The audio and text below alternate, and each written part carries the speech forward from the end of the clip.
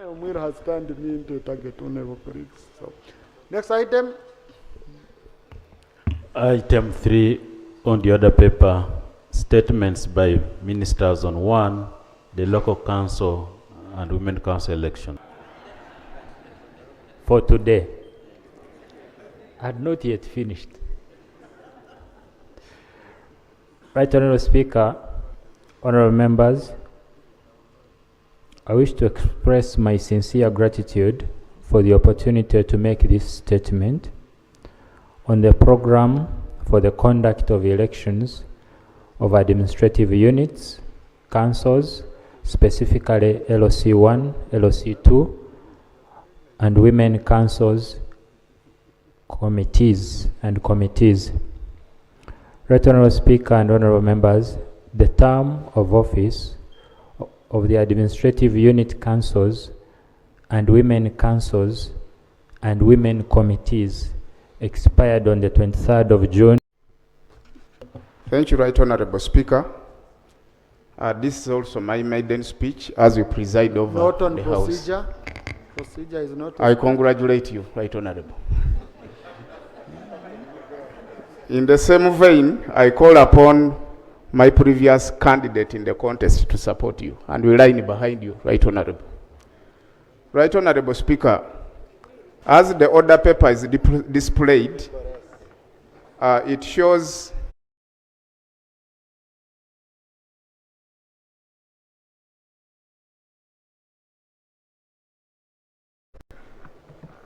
the statement by the minister was meant to be presented by the Minister of Local Government.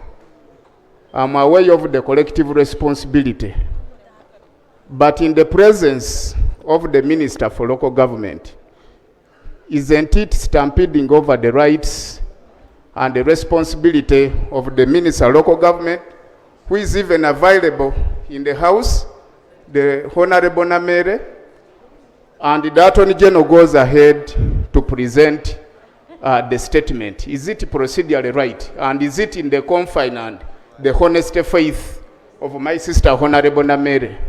Honorable, were you here yesterday? So, since you were not here yesterday and you didn't bother for proceedings, maybe I can refer you to the Hansard on why the Attorney General. But make it very easy for you, Honorable Tebandeke. Yesterday, the minister presented. Honorable Tebandeke, can I have your attention here? Yesterday, the Minister for Local Government presented, but now the issues were mainly to do with the Electoral Commission, and we felt that in answering, we would need the Minister for Justice to come in and give additional information.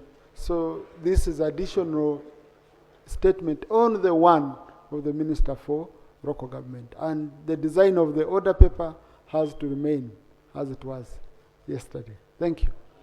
So, Honorable Naruima Esther, followed by Honorable Paparu Lilian, and then Ruchiga Woman MP. Yeah. And then Honorable Zahara. Yes. I'm going to pick you, Honorable colleagues. I'm going to pick to balance off. Thank you so much, Right Honourable Speaker.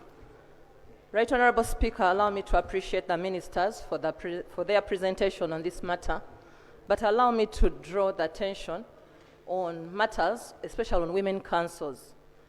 Right Honourable Speaker, first of all, I also add on to the prayer earlier on forwarded by the Minister of Local Government. We really need this public holiday, and now public holidays. Let also the day for women councils, the 23rd July, let it be dedicated for the women of this country who make over 51% to also have a public holiday, in order for them to elect their days. And Right Honourable Speaker, I also pray and plead for the working population of this country, given that I'm also the Shadow Minister for Labour. Several of us here, when you cross-check, Right Honourable Speaker, how many of us have been able to go back to their village, the preferred villages, so that they're able to register themselves? You cross-check amongst us here, many of us have not yet registered. And there is no option for e-registration. I pray and request that let the Electoral Commission at this hour, on this 4th day, pre-plan how best they can handle the working population so that it is provided for and members are able to register in the shortest time possible. I also request that we reconsider the fact that we are talking about an ordinary resident. As students in boarding section also going to be considered as boarding as ordinary residents, and what mechanism have we put in place to ensure that someone, for example, the URGE, who has like 3 residences, on that very day of polling day, he only goes to 1 residence. During youth councils, we could see some people voting from one area, then they are quickly rushed by a van, and they go to another area and they vote. How are we controlling such elements to occur? And finally, Mr. Speaker, we are requesting for the Electoral Commission to take keen eye on to their presiding officers and the electional managers who are already moving. Instead of locating at one place, they are already moving to certain residences. They go and ask for all those people they would wish to enter into that register. I'm having such instances. It was in Nakaseke. Then also there are some election officers who have decided to hide the main register. We are having it in Machinde Sabagabo. They only provide for people who come. They put a very simple exercise book and decide that for these ones, they are going to register in this. So we are praying that we get a mechanism to handle some of those matters and such issues are rectified. I beg to pray. Thank you. Arua. Thank you, Right Honorable Speaker. Right Honorable. When you're smiling, when you, eh? For record, my name is Zahara Lirika, the Member of Parliament for Machinde West and the Shadow Minister for Kampala. Right Honorable Speaker, it is on that note that I rise to seek clarification through you, Right Honorable Speaker, from the Attorney General. Allow me, Right Honorable Speaker, to draw the members' attention to the KCC Act 2020 as amended, where sections 38, 39, 40, and 41 were designed to work in tandem for good governance of the capital city. Right Honorable Speaker, it is on that note that I seek clarification. Section 41, because the Attorney General has given a brief about the elections, and now we are in the process. He has talked about the ward administrations, the cells, that is village, and he has skipped a very important matter in the KCC Act about the street committees constitution. Street committees, that is section 41 of the KCC Act. I kindly request to understand, Right Honorable Speaker, whether government rendered that section irrelevant in the Act, or whether they are intending to operationalize it in the meantime. And if so, Right Honorable Speaker, can we know when they can give us feedback such that that matter is not rendered irrelevant in the KCC Act? Thank you very much, Right Honorable Speaker. Thank you. I'm trying to see if there is... I'm trying to get a colleague from Karamoja. No, I know why I am doing that. I have a short time, okay? Such colleagues first sit. Such a statements take a short. We don't usually. Some in areas where they don't reside, but they originate from. So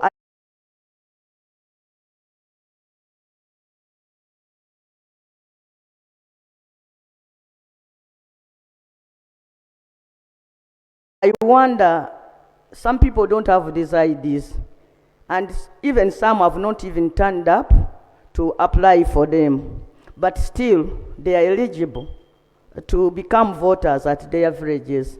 So what is the Attorney General proposing for such citizens? 2, Right Honorable Speaker, I've observed in this House, we have an MP for workers. At the district, we have a councillor for workers. But at the lower governments, we don't have councillors for workers at LC3 or at municipalities, and then even we don't have a secretary for workers at the LC1. I want to inquire from the Attorney General when they intend to give workers representatives on all councils, on all administrative units. 3, Right Honorable Speaker, the issue of elections for women councils. I've seen at number 7 on polling day,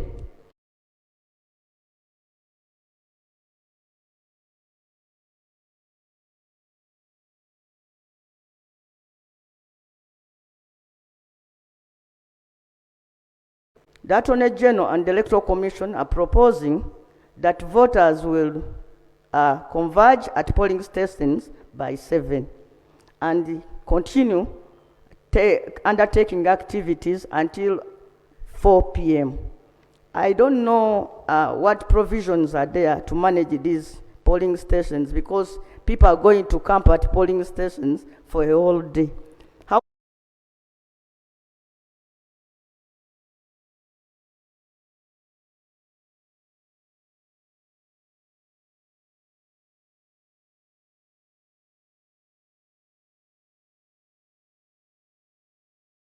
However, if we are consulted, I would have proposed that instead of having the village council sitting on the election day, we would instead have the village women council elections on that day, so that if we are given a public holiday, even the ladies, the women would utilize the same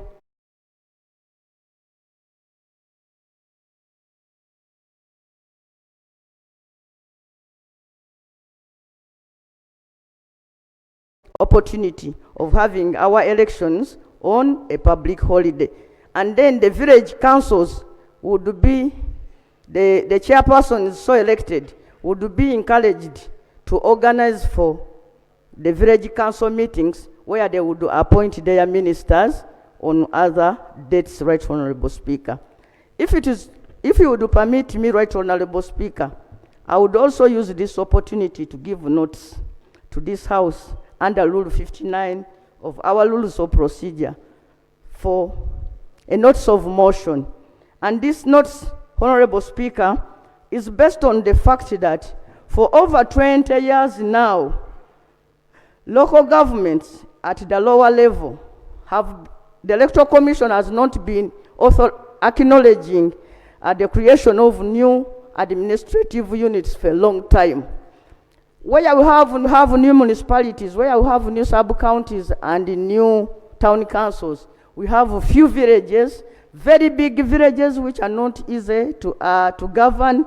And then whenever our people gather and resolve to create a new village, the Electoral Commission does not recognize them. So, Right Honorable Speaker, I intend to move a motion urging government to acknowledge and recognize the creation of new administrative units. You would consider something like a LC2. At parishes, Right Honorable Speaker, today, these are the points of service delivery. Because at the parish, we must have, this is where our government provides for a primary school. Speaker, Right Honorable Speaker and honorable colleagues, thank you for according the Ministry of Local Government ample time to dissect these matters that are very important to the people that sent us here, because they regard the very last mile of governance for our people. Right Honorable Speaker, the issue of boundary disputes is very notorious. In almost every sub-region, there's an issue of boundary disputes. But this is the position, official position from the Ministry of Local Government. Whenever and wherever local government boundary disputes exist, they are handled in conjunction with the Ministry of Local Government and the Ministry of Lands, Housing and Urban Development. The Ministry of Lands, Housing and Urban Development conducts a scientific survey to open the boundaries, while the Ministry of Local Government handles the community perspective of the conflict and public engagement. Government remains committed to ensuring an amicable and lawful resolution of such disputes. Permit me, Right Honorable Speaker, to inform you that the Senior Minister, Honorable Balam Bargahari, and I have plans underway to write to all members of Parliament to to implore them to inform us of such disputes, and even those to do with parish model committees, so that we resolve them on ground accordingly. Because many of them have been ongoing for a while, and sometimes the previous administration keeps mentioning them, but the physical engagement on ground sometimes does not come to light. So, honorable members, you're going to hear from us officially. Some of them that had already communicated to us beforehand, before today's communication, the senior minister is out there on ground. Besides resolving issues of corruption, he's also engaging and embarking on those issues of boundary disputes. We actually have a meeting tomorrow for the Bugisu sub-region, tomorrow at 2 p.m. and part of the agenda are boundary disputes. Thank you, Right Honorable Speaker. On the issue of politicians intimidating candidates from other political parties that my good friend the Haji from Luero talked about, that I would decry as well. Personally, as the State Minister for Local Government and Woman MP Masaka City, I have about 5 paid announcements on CBS myself. And my announcements are clearly telling people, go and vote for good citizens to be your LC1 chairpersons, no matter the political party. That's what my announcement is saying.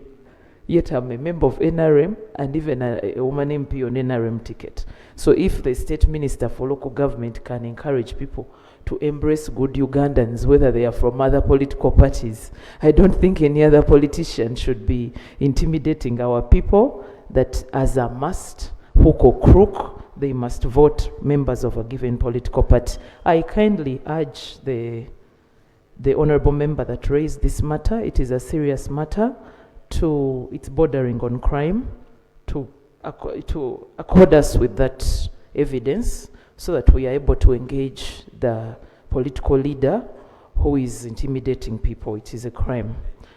Right Honorable, the Honorable Woman MP of Wakiso raised an issue of men with more than one wife. That exactly where will they vote from? With more than one wife, like Honorable Nsamba is saying, living in different LCs. He's probably an authority on that topic. So these men will have to choose exactly what is their residence. In law, the Attorney General could back that up, but I think in law we have what they call a principal holding. So the Haji will have to decide, okay, even if it's a Christian who has many wives, they will have to decide. The Minister for Foreign Affairs, the shadow minister, is saying the men should choose the younger wife. She's probably the younger wife in her arrangement, but the issue on elections of LC1 majorly surround the factor of residence.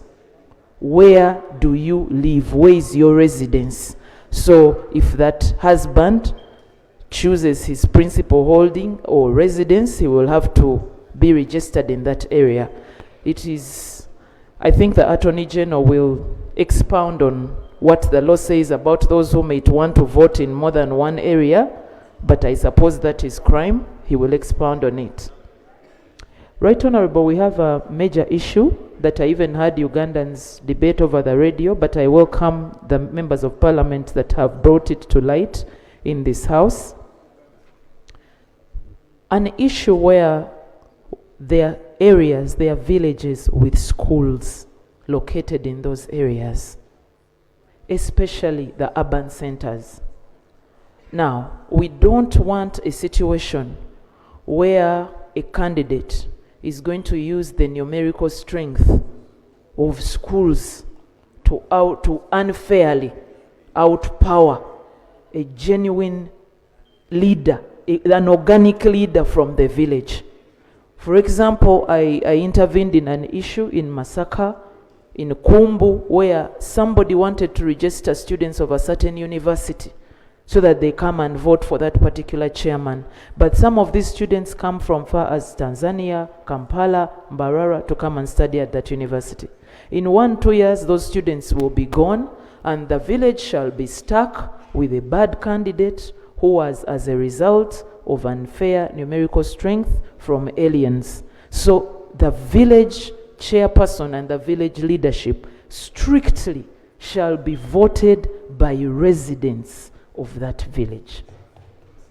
Members of Parliament, honorable colleagues, I kindly request you that in case this August House permits a time for recess or a break, please use it to pass on this information that the people that are going to vote for the LC1s or the committees, both at LC1 and 2, are strictly members, people that reside in that village. Most of the legal questions shall be answered by the Attorney General, but I wanted to mention... Honourable Minister, can we conclude? I wanted to conclude by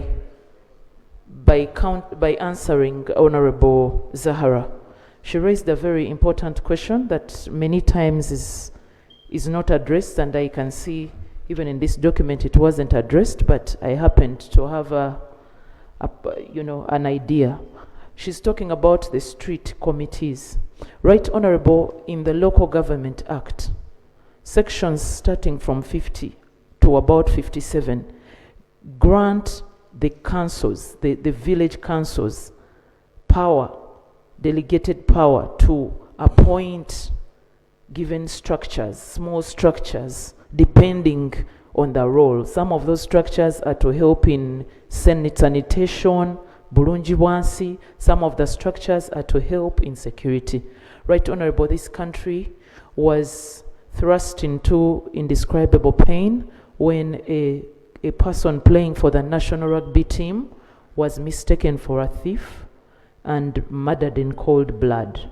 If the street committee of that particular street where that border stage was, if they had an active street committee with an active defense secretary, probably an alarm would have been made and that activity would have been brought to a halt. So they are very important in countering mob justice, in dissemination of information to do with sanitation. And I want to assure the Honorable Yulika that they are not provided for by the law in a court. However, they are provided for under the delegated power of the local councils. The KCC Act does not, the SCC Act also provides for them in terms of delegated power. It grants those councils the right, the village councils, to form different committees for specific roles. Thank you, Right Honorable Speaker. Thank you, Honorable colleagues. I think what Honorable Zahara wanted was that as a government, you look into that issue, okay? And that's what In Bataka village, Nabingo, that's where you register.